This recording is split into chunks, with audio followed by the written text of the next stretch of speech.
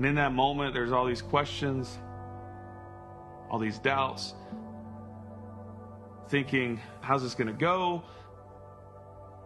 We had been going from house to house, making visits, and the lady that we had, her husband just happened to be dealing with all kinds of different issues, drugs, alcohol, and the like, and she wanted us to go to the store that he operates and pray over him. And as we stepped into that store space, I can just remember the Holy Spirit give me this prompting to share the hope of Jesus with him, and our group standing there praying for him, and just him breaking down as the gospel is being shared with him, the hope of Jesus, hearing that he is loved and cared for. And in that moment, he gave his heart to Christ, and it was just a reminder of just how powerful our God is, and set the tone for the rest of the trip. And I'll never forget meeting Byron, who just so happened to be wearing a Nashville Predators shirt as we walked in, and it was like God ordained that moment for us to meet him and to lead him to Jesus and experience the hope of life change.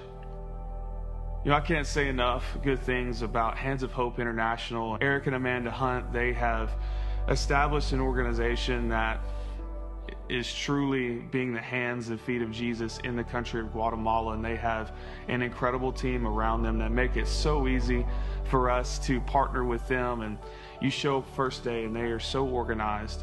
They make it so easy for you to go out and do what God's called you to do, and they do a lot of the heavy lifting behind the scenes so that when you're there, you're in that country, they're going above and beyond to make sure you feel welcome. You say, God, I'm going to go to a culture and to an environment that is completely new to me. They don't speak the language I do. They don't look like I do. You're putting a reliance on the Holy Spirit to use you in that moment. And there's just certain things that take place that I've never seen happen here. And it's one of the most rewarding things in your life because you're operating in the purpose that God created you for. And so I would encourage anyone, maybe you're thinking about going next year, just say yes and see what God can do. Things in our lives that God has given us to help meet the needs around us. And it's not always a bigger bank account or more food in the fridge. Sometimes it's just availability.